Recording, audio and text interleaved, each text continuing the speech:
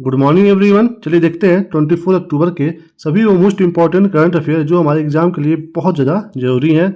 तो सबसे पहले वीडियो में देखते हैं हम कोटेशन। तो आज का कोटेशन है दोस्तों, एक सपने के टूटकर चकनाचूर हो जाने के बाद दूसरा सपना देखने के हौसले को ज़िंदगी कहते हैं।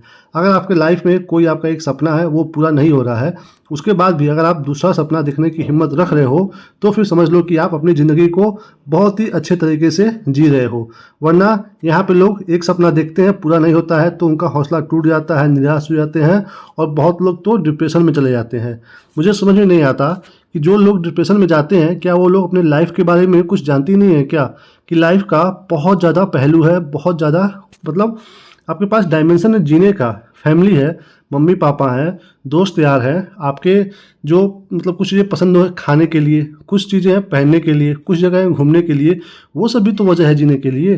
तो ऐसा नहीं कि अगर आप एक लक्ष्य बनाए हो, कुछ पाना चाह रहे हो, वो नहीं मिल रहा है तो फिर आप डिप्रेशन में चले जाते हो। यार मतलब आप ज़िंदगी को समझो कि ज़िंदगी सबसे बड़ी है। उसके बाद ये जो चीज़ें हैं ना छोटी मोटी, ये उसका हिस्सा है, पार्ट है। बट आपकी सांसें चल रही हैं, आप एक स्वस्थ इंसान हो, ये सबसे बड़ी बात है, सबसे बड़ी बात है। तो यहाँ पे आपको ध्यान देना है कि आपका एक सपना टूट रहा है तो कोई बात नहीं। हाँ, 1-2 दिन तक निराशा रहती है, आप उदास रहते हो क्योंकि आप इंसान हो, आपके अंदर फीलिंग्स है, ओके, इमोशंस है, तो वो समझ में आता है नॉर्मली। बट 1-2 दिन के बाद फिर से आपको बाउंस बैक करना है, फिर से नया सपना देखना है और उसको फिर से जी जान लगा करके पूरा करना है। वो भी ना हो रहा है अगर, तो फिर और देखिए, दूसरा देखिए, कुछ डिफरेंट देखिए। बट हमेशा सपना देखते रहिए, कभी हिम्मत मत हारिए, ठीक है। चलिए देखते हैं यहाँ पे जो हम डेली देखते हैं 21 डेज का चैलेंज, क्योंकि इसको फॉलो करने में सिर्फ 1% ही सफल हो रहे हैं, 99% पीपुल क्या हो जा रहे हैं, फेल हो जा रहे हैं। आपको यहाँ पे करना क्या है, बस ये सिंपली 5 टास्क फॉलो करना है जो यहाँ पे लिखा हुआ है। आपको डेली ये फॉलो करना है और ख़ुद को ईमानदारी के साथ नंबर देना है। टोटल 5 में से जितना भी मिलेगा वो कमेंट करके बताना है। कब तक ये, मिनिमम 21 डेज तक, क्योंकि 21 डेज़ के बाद कोई भी चीज़ हैबिट बन जाती है, फिर हमें उसको मतलब बार बार करने की ज़रूरत नहीं है, फिर वो हैबिचुअल हो जाता है। तो आपको ये फॉलो करना है और इससे रिलेटेड कोई भी समस्या आती है, परेशानी आती है तो आपको कमेंट करके पूछना है, हम बिल्कुल आपको हर कमेंट का रिप्लाई देंगे, ओके। चलिए देखते हैं आज का सभी मोस्ट इंपॉर्टेंट करंट अफेयर। तो पहला प्रश्न है दोस्तों, वियतनाम के नए राष्ट्रपति के रूप में किसे चुना गया है। तो सिंपली बताना है कि आपको वियतनाम के नए राष्ट्रपति कौन बने हैं। तो यहाँ पे दोस्तों ऑप्शन है कौन बने हैं, तो ये बने हैं दोस्तों सी लुओंग कुओंग। कौन बने हैं, लुओंग कुओंग। दोस्तों आपके एग्जाम में आ सकता है, इनका नाम देकर के पूछ सकता है कि ये किस देश के राष्ट्रपति हाल ही में बनाए गए हैं, तो वियतनाम। क्वेश्चन ऐसे भी आ सकता है और घुमा करके ऐसे भी पूछ सकता है कि ये कहाँ के बने हैं। तो ये कहाँ के बने हैं दोस्तों, ये बने हैं वियतनाम के। दोस्तों इनसे पहले कौन थे यहाँ पे राष्ट्रपति, तो टू लैम, इन्हीं के जगह पे अब ये नए बने हैं, ओके। यहाँ पे देखिए दोस्तों बात हो रहा है वियतनाम का, तो ये जो वियतनाम है ये एशियाई देश है, ओके। दोस्तों ये जो अपना प्यारा भारत है यहाँ पे, और ये जो नॉर्थ ईस्ट का रीजन है, तो इसके जब आप एंगल से देखोगे तो यहाँ पे है, ओके। अब यहाँ पे बनाते हैं ये कैसे है। यहाँ पे दोस्तों अपने भारत के बाद यहाँ पे म्यांमार है, उसके बाद यहाँ पे ऐसे थाईलैंड है, और फिर यहाँ पे ऐसे लाओस है, और यहाँ पे कंबोडिया है, और फिर यहीं पे ऐसे ऐसे करके ये है वियतनाम, ओके, ये है वियतनाम। और यहाँ पे हमने क्या बताया, ये है कंबोडिया, क्या है ये, कंबोडिया है। और ये जो म्यांमार है, म्यांमार, और ये हमने बताया है थाईलैंड है, क्या है, थाईलैंड। और ये क्या है, ये है लाओस, ओके। तो इसी की बात हो रही है वियतनाम की। दोस्तों आपके एग्जाम में क्वेश्चन ऐसे भी आता है एक कि ज्योग्राफी से रिलेटेड, कि वो कौन सा देश है जिसकी आकृति अंग्रेजी के अक्षर एस के जैसा है। तो दोस्तों देखिए यहाँ पे ये एस के जैसा है ना वियतनाम का, तो उसका भी उत्तर यही होगा, ओके। ऐसे भी क्वेश्चन एग्जाम में आता है यहाँ से। दोस्तों वियतनाम के जस्ट नीचे एक देश है कंबोडिया, इससे भी क्वेश्चन हमारे एग्जाम में बन के आता है। कैसे बन के आता है कंबोडिया से, वो भी देख लीजिए। दोस्तों यहाँ पे एक मंदिर है, उसका नाम है अंकोर वाट मंदिर, अंकोर वाट मंदिर। ये दोस्तों क्यों आता है हमारे एग्जाम में, क्योंकि आपको ये चीज़ जानना चाहिए कि हिंदू जो मतलब जो हिंदू धर्म है उसका सबसे बड़ा मंदिर अगर दुनिया में कहीं पे है तो वो भारत में नहीं है, वो यहाँ पे है कंबोडिया में, जो कि अंकोर वाट मंदिर है। कहाँ पे है ये, ये है कंबोडिया में। ये दोस्तों हिंदू जो मंदिर होता है उसमें सबसे बड़ा है पूरे विश्व में। तो कहाँ पे है ये? कंबोडिया में। नाम है उसका अंकोर वाट मंदिर। दोस्तों ये भगवान विष्णु जी को समर्पित मंदिर है। तो ये सब इंपॉर्टेंट है, आपको पता होना चाहिए क्योंकि क्वेश्चन यहाँ से भी बनते हैं। तो यहाँ पे दोस्तों बात हो रहा है वियतनाम का। तो वियतनाम की राजधानी क्या है? तो राजधानी है हनोई। क्या है राजधानी? हनोई। और इसकी मुद्रा क्या है? तो मुद्रा है डोंग। क्या है? डोंग। वियतनाम की बात हो रही है। अभी हमने देखा है यहाँ पे किस देश के बारे में? कंबोडिया के बारे में। हमने देखा है कि कंबोडिया में कौन सा मंदिर है? वहाँ पे है अंकोर वाट मंदिर, जो कि भगवान विष्णु जी को समर्पित है और ये हिंदू मंदिर सबसे बड़ा है विश्व में। ओके, तो कंबोडिया की राजधानी क्या है? ये है नोम पेन। क्या है? Phnom Penh. ये है इसकी राजधानी कंबोडिया की। और मुद्रा क्या है? तो मुद्रा है रियल। ओके, इसी के साथ हमने दो दो कंट्री के बारे में देख लिया यहाँ पे। चलिए चलते हैं अगले प्रश्न पे। अगला क्या है दोस्तों कि 2 दिवसीय ड्रोन सम्मेलन 2024 कहाँ शुरू हुआ है? तो सिंपली आपको बताना है कि ड्रोन सम्मेलन 2024 कहाँ पे हुआ है। तो ये हुआ है दोस्तों सी अमरावती में। कहाँ पे हुआ है? अमरावती में। अमरावती कहाँ है दोस्तों? ये है आंध्र प्रदेश में। कहाँ पे है? आंध्र प्रदेश में। ये आंध्र प्रदेश की राजधानी है अमरावती। वहीं पे हुआ है ड्रोन सम्मेलन 2024 का। दोस्तों ये जो अमरावती है आंध्र प्रदेश में, इसको लक्ष्य है बनाना क्या? Drone hub. क्या लक्ष्य है? ड्रोन हब बनाने का। तो यदि आपके एग्जाम में पूछे कि किस जगह को ड्रोन हब बनाने की योजना है, तो अमरावती, उसका भी उत्तर यही होगा। ओके दोस्तों, ये जो ड्रोन होता है, ये जो टेक्नोलॉजी होता है, ये बहुत ही मतलब ऐसा ये यूनिक टेक्नोलॉजी है कि आपने सुना होगा ना कि जहाँ न पहुँचे रवि वहाँ पहुँचे कभी। तो उसी के पैटर्न पे ये भी आधारित है कि जहाँ पे इंसान आसानी से नहीं जा सकता है, वहाँ का भी ये पिक्चर फुटेज ला करके देख सकता है हमें। कौन? ड्रोन। तो ये जो टेक्नोलॉजी है, इसी पे यहाँ पे बात होगी इस ड्रोन सम्मेलन में कि हमें कैसे इसमें निवेश करना है और कौन कौन से उद्यमी इसमें आकर के अपना मतलब योगदान दे सकते हैं, और कौन से विशेषज्ञ हम कहाँ से बुलाएं ताकि ये जो ड्रोन टेक्नोलॉजी है ये भारत में विकसित हो। तो ये सब यहीं पे नीति निर्माता मिलकर के इसका प्लान बनाएंगे ड्रोन सम्मेलन 2024 में, जो कि हो रहा है अमरावती में। ओके दोस्तों, इसी के साथ साथ आपको ये भी ध्यान देना है कि एग्जाम में आपको क्वेश्चन आ सकता है कि हाल ही में किस नदी के तट पर ड्रोन शो किया गया है। ओके, किस नदी के तट पे? उसमें ऑप्शन में आपके कुछ भी हो सकता है नदी का नाम। तो किस पे हुआ है? ये हुआ है कृष्णा नदी के तट पे। ओके, तो यहाँ से आपको ये भी क्वेश्चन बन सकता है, आपको पता होना चाहिए। दोस्तों इस समय आंध्र प्रदेश के सीएम कौन है? तो सीएम है दोस्तों एन चंद्रबाबू नायडू। ये है यहाँ के सीएम। आपको कमेंट करके बताना है कि यहाँ के राज्यपाल कौन है। ओके, आपको यहाँ के गवर्नर का नाम बताना है। कहाँ का? आंध्र प्रदेश का। ओके, कमेंट करिएगा। आगे बढ़िए, चलते हैं अगले प्रश्न पे। अगला क्या है दोस्तों? कोयला मंत्रालय के सचिव का पदभार किसने संभाला है? तो बताना है कि किसे बनाया गया है सचिव कोयला मंत्रालय का। तो यहाँ पे दोस्तों ऑप्शन है किसे बनाया गया है। तो यहाँ पे बने हैं दोस्तों विक्रम देव दत्त। क्या बने हैं? ये कोयला मंत्रालय के सचिव बने हैं दोस्तों।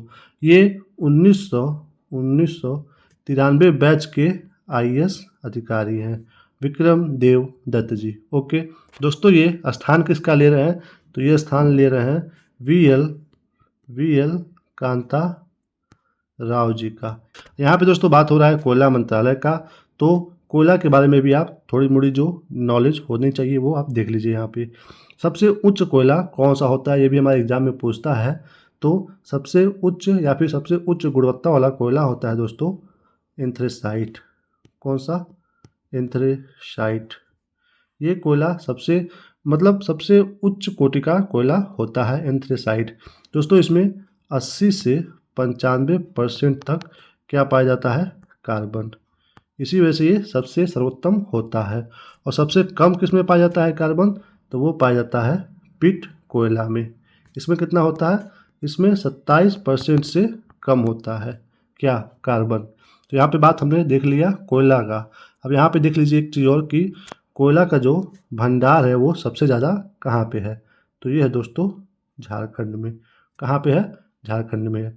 कोयला से रिलेटेड कहाँ पे कितना क्या क्या है, इसका एक फ़ोटो मैं अपने टेलीग्राम पे पोस्ट कर दूंगा, आप जा कर के देख लीजिएगा। क्योंकि दोस्तों आप टेलीग्राम हमारा फॉलो करते नहीं हो, तो जा करके उसको भी आप फॉलो करिए, क्योंकि वहाँ पे भी हम इसका पीडीएफ और जो इम्पोर्टेंट फ़ोटो मिलता है वो अपलोड करते रहते हैं। ओके, चलिए चलते हैं अगले प्रश्न पे। अगला क्या है दोस्तों? अगला है एटीपी टेनिस टूर्नामेंट 2024 की मेज़बानी कौन सा राज्य करेगा। तो सिंपली आपको क्या बताना है कि ये जो एटीपी टेनिस टूर्नामेंट है 2025 का वो कहाँ पे होगा। तो सामने यहाँ पे ऑप्शन दोस्तों कहाँ पे होगा, तो ये होगा चेन्नई में। कहाँ पे? चेन्नई में। चेन्नई में दोस्तों इसकी शुरुआत होगी, और उसके बाद कहाँ कहाँ पे होगा, ये चेन्नई के साथ साथ दोस्तों ये होगा चेन्नई के बाद बेंगलुरु में, उसके बाद होगा पुणे में, और फाइनली होगा न्यू दिल्ली में। तो शुरुआत हो रहा है चेन्नई से, उसके बाद बेंगलुरु, फिर पुणे, उसके बाद न्यू दिल्ली। ये दोस्तों शुरू होगा 2025 में। 2025 में शुरू होगा ये फरवरी में। दोस्तों ये जो हो रहा है टूर्नामेंट, इसका आयोजन कौन करवा रहा है, तो वो करवा रहा है AITA, यानी कि all India tennis association. Okay, तो ये अगर न्यूज़ में है तो इसकी स्थापना कब हुई थी ये भी हमें पता होना चाहिए। तो इसकी स्थापना हुई थी 1920 में। कब हुआ था? 1920 में। और इसका हेडक्वार्टर प्रेजेंट टाइम में कहाँ पे है, तो ये है न्यू दिल्ली में। कहाँ पे है? न्यू दिल्ली में। स्थापना हुआ था 1920 में ऑल इंडिया टेनिस एसोसिएशन का। चलिए चलते हैं अगले प्रश्न पे। अगला क्या है दोस्तों? अगला है आपातकालीन बिजली बहाली सेवाओं को सुचारू बनाने के लिए किस राज्य ने पावर एम्बुलेंस का शुभारंभ किया है। तो सिंपली आपको बताना है कि बिजली बहाली सेवाओं को अच्छे से चलाने के लिए पावर एम्बुलेंस कहाँ पे शुरू किया गया है। तो सामने यहाँ पे ऑप्शन दोस्तों कहाँ पे शुरू किया गया है, तो ये शुरू हुआ है डी, तेलंगाना में। कहाँ पे शुरू हुआ है? तेलंगाना में। दोस्तों ये तेलंगाना में शुरू हुआ है। तो तेलंगाना के सीएम यहाँ पे चलिए देख लेते हैं। तो तेलंगाना के सीएम हैं रेवंत रेड्डी जी। ये है यहाँ के सीएम। और यहाँ के गवर्नर कौन है, तो ये है जिष्णु देव शर्मा। हमने तेलंगाना के बारे में इतनी बार देख लिया है कि अगर आप इसको फॉलो कर रहोगे इस सीरीज़ को, तो ये सब आपके जुबान पे बैठ गया होगा। दोस्तों हमने यहाँ पे कई बार देखा है कि तेलंगाना का स्थापना कब हुआ था, ये एक अलग राज्य कब बना था। तो ये बना था 2 जून 2014 को। ये उस समय हमारे देश का 29वां राज्य बना था। इसको अलग किया गया था आंध्र प्रदेश से अलग करके इसको एक अलग राज्य बनाया गया था 2 जून 2014 को। और उस समय ये हमारे देश का 29वां राज्य बना था तेलंगाना। यहीं पे शुरू हुआ है क्या, बहाली सेवाओं को। कौन सा बहाली सेवाएं? बिजली से रिलेटेड। नाम है इसका पावर एम्बुलेंस। ओके, चलिए चलते हैं अगले प्रश्न पे। अगला क्या है दोस्तों? 14वें अखिल भारतीय नागरिक सुरक्षा एवं होम गार्ड सम्मेलन का उद्घाटन कौन करेंगे। तो बात हो रही है कि ये जो 14वें नंबर का होगा अखिल भारतीय नागरिक सुरक्षा एवं होम गार्ड सम्मेलन, इसका उद्घाटन कौन करेगा। तो सामने यहाँ पे ऑप्शन दोस्तों किसके द्वारा किया जाएगा, तो ये होगा बी, अमित शाह जी के द्वारा। ये कौन है? अमित शाह जी। ये अभी प्रेजेंट टाइम में हमारे क्या है? होम मिनिस्टर हैं। क्या है? केंद्रीय गृह मंत्री हैं ये अमित शाह जी। इन्हीं के द्वारा किया जाएगा इसका उद्घाटन। दोस्तों ये जो हो रहा है इस बार का 14वें नंबर का, तो ये इस समय हो रहा है 2024 में। बट जो इससे पहले वाला जो हुआ था वो हुआ था आज से 19 साल पहले। तो इसलिए चर्चा का विषय बना हुआ है कि इससे पहले ये 19 साल पहले इसका आयोजन किया गया था, और अब फाइनली 19 साल बाद 2024 में फिर से हो रहा है। तो ये उद्घाटन किया गया है अमित शाह जी के द्वारा। तो ये 19 साल बाद हो रहा है। तो कहाँ पे हो रहा है, ये भी हमारे एग्जाम के लिए मोस्ट इम्पॉर्टेंट है। तो ये कहाँ पे हो रहा है इसका आयोजन? ये हो रहा है गुजरात में। गुजरात में इसका आयोजन हो रहा है, जो कि 19 साल बाद हो रहा है। दोस्तों यहाँ पे बात हो रहा है भारतीय नागरिक सुरक्षा एवं होम गार्ड सम्मेलन का। तो दोस्तों ये जो होम गार्ड लोग होते हैं ना, ये हमारे बीच में हमेशा रहते हैं और कभी भी हम इनको नोटिस नहीं करते हैं, और जो इनका काम होता है उसकी सराहना भी लोगों के द्वारा नहीं की जाती है जैसे होनी चाहिए। तो उसी को मतलब यहाँ पे बताने के लिए, समझाने के लिए और उनको पिक्चर में लाने के लिए ये सम्मेलन किया जा रहा है। साथ ही साथ जब हमारे देश में 2020 में, देश में क्या मतलब पूरे वर्ल्ड लेवल में जब कोरोना फैला हुआ था, तो उस कोरोना में हमारे देश में टोटल यहाँ पे 27 जो है वो होम गार्ड मतलब वो शहीद हो गए थे, वो अब हमारे बीच में नहीं रह गए इस कोरोना के कारण। तो उनको भी यहाँ पे याद किया गया है इस सम्मेलन में अमित शाह जी के द्वारा। ओके, तो 19 साल बाद हुआ है, गुजरात में हुआ है, उद्घाटन किया गया है अमित शाह जी के द्वारा। ओके, ध्यान रखिएगा। चलिए चलते हैं अगले प्रश्न पे। अगला क्या है दोस्तों, हाल ही में विश्व स्वास्थ्य संगठन ने किस देश को मलेरिया मुक्त घोषित किया है? यानी कि आपको बताना है कि WHO ने किस देश को अभी हाल ही में मलेरिया मुक्त घोषित किया है। तो किसको किया है दोस्तों, ये हुआ है बी, मिस्र।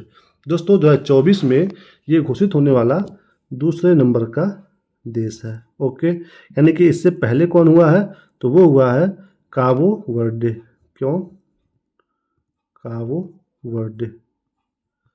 ये दोस्तों कहाँ का है, ये अफ्रीका का एक देश है। यानी कि मिस्र से पहले 2024 में काबो वर्डे को मलेरिया मुक्त घोषित किया गया था और अब दूसरे नंबर पे किया जा रहा है मिस्र को। दोस्तों ये जो मिस्र है ये कहाँ पे है, ये दोस्तों जब आप देखोगे अफ्रीका महाद्वीप। ओके, अफ्रीका महाद्वीप जब ऐसे देखोगे आप और यहाँ पे देखोगे आप अरब प्रायद्वीप, तो इन दोनों के यहाँ पे जंक्शन पे पड़ता है कौन सा देश, मिस्र। और मिस्र को ही कहा जाता है क्या, इजिप्ट। क्या बोलते हैं उसको, इजिप्ट बोलते हैं। मिस्र को ही बोलते हैं हम लोग इजिप्ट। ओके दोस्तों, ये जो घोषित किया गया है मलेरिया मुक्त, ये किसके द्वारा किया गया है, विश्व स्वास्थ्य संगठन के द्वारा, यानी कि WHO। तो देख लेते हैं कि WHO कब बना था, इसका हेडक्वार्टर कहाँ पे है। तो WHO दोस्तों ये बना था 7 अप्रैल को सन 1948 में। इसका हेडक्वार्टर कहाँ पे है, तो ये है जिनेवा में। कहाँ पे है, जिनेवा में, यानी कि स्विट्ज़रलैंड में है। कहाँ पे है, स्विट्ज़रलैंड में। बार बार एग्जाम में पूछता है इसका ये स्थापना दिवस और ये पूछता है कि कहाँ पे इसका हेडक्वार्टर है। तो ये दोनों इम्पॉर्टेंट है, पता आपको होना चाहिए WHO के बारे में। अब यहाँ पे बात हो रही है मिस्र की। मिस्र को घोषित किया गया है, तो दोस्तों मिस्र की राजधानी क्या है, तो वो है काहिरा। क्या है, काहिरा है इसकी राजधानी। और यहाँ का मुद्रा क्या है, तो मुद्रा है पाउंड। क्या है मुद्रा, मिस्र का पाउंड है। दोस्तों मिस्र से रिलेटेड एक क्वेश्चन बार बार आता है कि मिस्र में ही एक यहाँ पे बनाया गया है नहर ऐसे, उसका क्या नाम है, स्वेज नहर। तो बार बार एग्जाम में आता है कि ये कब खुला था। ओके, तो दोस्तों ये ओपन हुआ था 1869 में। ये दोस्तों मानव निर्मित है, ये ऐसा नहीं है कि नेचुरली है, ये मानव द्वारा बनाया गया है। तो ये क्यों बनाया गया है, क्योंकि दोस्तों यहाँ पे पूरा अफ्रीका है और यहाँ पे ये पश्चिमी एशिया है और यहाँ पे यूरोप है और यहाँ पे अपना प्यारा भारत है। तो जब यूरोप वालों को आना होता था भारत में, तो उनको पूरा ये अफ्रीका घूम के आना होता था। ओके, तब वो पहुँचते थे भारत में। तो इसीलिए यहाँ पे मिस्र में इनको ऑप्शन मिला कि यहाँ पे एक नहर बना करके हम क्या कर सकते हैं कि यहाँ पे जो भूमध्य सागर है उसको हम जोड़ सकते हैं यहाँ के लाल सागर से। तो इन्हीं को मिलाने के लिए यहाँ पे बना स्वेज नहर। तो आपके एग्जाम में ये भी क्वेश्चन आ सकता है कि जो ये स्वेज नहर है ये किन दो सागर को मिलाता है, तो भूमध्य सागर को और लाल सागर को। कौन, स्वेज नहर। ओके, और हमारे एग्जाम में क्वेश्चन ये भी आता है कि स्वेज नहर बनने से भारत और यूरोप के बीच में कितने किलोमीटर का अंतर आया है। तो कितना आया है अंतर, 7000। कितना, 7000 किलोमीटर। दोस्तों ये बहुत ही मोस्ट इंपॉर्टेंट डाटा है, ये 7000 किलोमीटर बार बार एग्जाम में पूछता है, इसलिए मैं यहाँ पे आपको लेकर के बता रहा हूँ। ओके, मोस्ट इंपॉर्टेंट है। और दोस्तों इसी स्वेज नहर से एक क्वेश्चन और बनता है, वो ऐसे बनता है कि क्योंकि इसमें ये जो ऐसे स्वेज नहर है इसमें दोस्तों 4 लेक हैं। ओके, तो वो लेक का नाम भी पूछ देता है कि लेक का नाम दे देगा, पूछेगा कि वो कहाँ पे है। ओके, और आप गेस भी नहीं कर पाओगे कि वो नहर, क्योंकि दोस्तों मैं आपको बताता हूँ यहाँ पे लिख करके कि उस जो लेक है 4 उसका नाम क्या क्या है। तो एक है लेक मजाला, मजाला। और एक है लेक तिमसा। उसके बाद एक है great great bitter great bitter lake. और एक है लिटिल, उसके बाद इसका भी बिटर लेक। एक ग्रेट है, एक लिटिल है, और इसके ऊपर एक है मजाला और एक है तिमसा। ये जो 4 लेक है ये कहाँ पे है? ये दोस्तों स्वेज नहर में है। तो मान लीजिए आपके एग्जाम में अगर पूछता है कि लेक तिमसा कहाँ पे है, और उसमें अगर ऑप्शन में स्वेज नहर रहेगा, तो अगर आपको पता नहीं रहेगा तो आपको लगता है क्या कि आप मतलब तुक्का भी नहीं मारोगे कि नहर में तो हो ही नहीं सकता है। तो इसलिए मैं यहाँ पे बता रहा हूँ कि ये मोस्ट इंपॉर्टेंट है। लेक मजाला और लेक तिमसा, ग्रेट बिटर लेक और लिटिल बिटर लेक, ये चारों कहाँ पे है? ये है स्वेज नहर में। ओके। और जो मैं बता रहा हूँ ना ये सीक्वेंस से, इसी सीक्वेंस में है ये। कहाँ पे? ये जो स्वेज नहर है इसमें अगर आप देखोगे यहाँ पे नॉर्थ से साउथ तक, तो सबसे पहले आपको मिलेगा मजाला, फिर तिमसा, उसके बाद ये ग्रेट बिटर लेक, उसके बाद लिटिल बिटर लेक। ओके। तो ये सब इंपॉर्टेंट है, एग्जाम में क्वेश्चन यहाँ से बार बार आता है, इसलिए यहाँ पे ऐसे बताया जा रहा है। तो किसकी बात हो रही है? किसको घोषित किया गया है मलेरिया मुक्त? मिस्र को। ओके, चलिए चलते हैं अगले प्रश्न पे। अगला क्या है दोस्तों? किस देश के भारतीय दूतावास में प्रवासी परिचय 2024 कार्यक्रम का आयोजन किया जा रहा है? तो बताना है कि ये जो प्रवासी परिचय 2024 का है ये किस दूतावास में किया जा रहा है, कहाँ पे? तो सामने यहाँ पे ऑप्शन दोस्तों, कहाँ पे किया जा रहा है? डी, सऊदी अरब में। कहाँ किया जा रहा है? सऊदी अरब में। दोस्तों ये बात हो रहा है प्रवासी परिचय का। इसमें होता क्या है, इसका लक्ष्य क्या है? इसमें दोस्तों ये जो दूतावास होते हैं ना, दूतावास मतलब कि जैसे कि भारत का रिप्रेजेंटेटिव दूसरे देश में बैठता है जहाँ पे, उसे बोलते हैं दूतावास। तो वहाँ पे सभी देशों के दूतावास मिलकर के बैठेंगे और आपस में बात करेंगे कि हमें कैसे इस देश को आपस में जोड़ करके आर्थिक, राजनीतिक और सामाजिक मतलब भावनाओं के साथ आगे बढ़ाना है। इन्हीं सब चीज़ों पे मुद्दा होगा। मेन चीज़ यहाँ पे ये है कि दूतावास आपस में बैठ करके बात करेंगे। ओके। दूतावास में कौन रहता है? अम्बेसडर रहते हैं, तो वो सब मिलकर के बात करेंगे। दोस्तों यहाँ पे बात हो रहा है सऊदी अरब का। तो सऊदी अरब मोस्ट इम्पॉर्टेंट आपको ध्यान देना है। सऊदी अरब की राजधानी क्या है? तो ये है रियाद। क्या है? रियाद। बहुत बेसिक सा अंतर है यहाँ पे इसकी मुद्रा से। तो इसकी मुद्रा क्या है? ये है रियाल। देखिए राजधानी द और जो मुद्रा है ल। तो अगर आपके एग्जाम में आता है तो कंफ्यूजन नहीं रखना है मुद्रा का राजधानी से। ओके। मुद्रा में एल है और उसकी राजधानी में द है। आप ऐसे याद कर सकते हो कि अगर मुद्रा पैसा नहीं रहेगा तो ज़िंदगी में एल लग जाएंगे। ओके। तो ये ऐसे मतलब ऐसे ट्रिक से आप इसको याद कर सकते हैं। चलिए चलते हैं अगले प्रश्न पे। अगला क्या है दोस्तों? हाल ही में कहाँ 27वीं अखिल भारतीय वन खेल प्रतियोगिता शुरू हुई है? किसकी बात हो रही है? ये बात हो रही है 27वें नंबर की अखिल भारतीय वन खेल की। तो बताना है कि कहाँ पे शुरू हुआ है। तो सामने आपके ऑप्शन दोस्तों, कहाँ पे शुरू हुआ है? तो ये शुरू हुआ है रायपुर में। कहाँ पे? रायपुर में। रायपुर है कहाँ पे? तो ये है दोस्तों छत्तीसगढ़ में। कहाँ पे है? छत्तीसगढ़ में। यहीं पे शुरू होने जा रहा है 27वें नंबर का अखिल भारतीय वन खेल प्रतियोगिता। तो दोस्तों ये बात हो रहा है इस खेल के बारे में। तो इसका उद्घाटन कौन करेगा ये भी आपको पता होना चाहिए। तो वो किया जाएगा केंद्रीय वन मंत्री के द्वारा। कौन करेगा? केंद्रीय वन मंत्री। तो वो है कौन? उनका नाम क्या है? भूपेंद्र यहाँ पे और इनका टाइटल यादव। भूपेंद्र यादव जी हैं कौन? केंद्रीय वन मंत्री। बस यहाँ पे लिख दे रहा हूँ, वन मंत्री हैं ये हमारे भारत के, भूपेंद्र यादव जी। इन्हीं के द्वारा इसका उद्घाटन किया जाएगा। दोस्तों ये जो प्रतियोगिता है इसमें टोटल 23 कितना? टोटल 23 गेम होंगे, जिसमें लगभग 3000 प्लेयर जो है वो पार्टिसिपेट करेंगे। और इस 3000 में 584 लगभग क्या है? फीमेल खिलाड़ी हैं। ओके। इसमें दोस्तों सभी राज्य के खिलाड़ी आएंगे, इसलिए ये 3000 नंबर आपको दिखाई दे रहा है। ये जो प्रतियोगिता स्टार्ट होगा इसमें चीफ गेस्ट कौन बन के आएगा?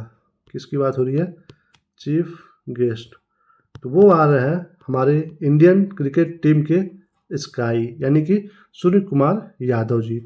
और जब ये खेल, ये प्रतियोगिता जब समाप्त होगा तो समापन समारोह में कौन आएगा? तो वो आएंगी मनु भाकर जी। मनु भाकर से आप सब परिचय होंगे। ओके, इन्होंने अभी हाल ही में ओलंपिक में कौन सा पदक जीता है, तो भूलना नहीं है आपको, कौन सा पदक, कांस्य पदक। ओके, ये मनु भाकर जी का संबंध किस खेल से है, ये आपको कमेंट करके बताना है कमेंट सेक्शन में। ओके, आप लोग कमेंट किया करिए, जब आप पार्टिसिपेट करोगे तभी आपका नॉलेज और अच्छे से बढ़ेगा। ठीक है, सिर्फ वीडियो देखने से, बस ऐसे ही सुनते रहने से कुछ नहीं होने वाला है। जब तक आप पार्टिसिपेट नहीं करोगे नॉलेज इंक्रीज नहीं होने वाला है। ठीक है, तो ध्यान दीजिए, आपको कमेंट करके बताना है हाल ही में ये जो मनु भाकर जीती हैं कांस्य पदक ओलंपिक में, इनका संबंध किस खेल से। ओके, चलिए इसी के साथ इस वीडियो को यहीं पे हम समाप्त करते हैं।